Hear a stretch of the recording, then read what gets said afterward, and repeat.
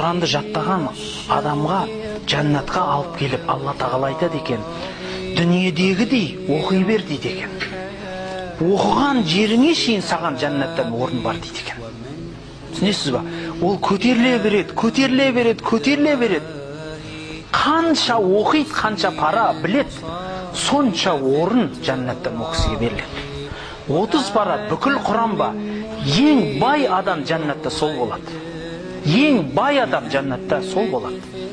Мына дүниенің ақшасы, машина, үй, әдемі киім, бұның бәрі, бауырлар, нәжес қой, шыны керек. Бұның бәрі болмағыр нәрсе, арзымас нәрсе. Адамдар сол бір нәжестің артынан егер соны армандап жүгірсе, ол армандайтын нәрсе емес, бауырлар. Бәлки сіздің жаттап атқан Құраныңыз үлкен нәрсе.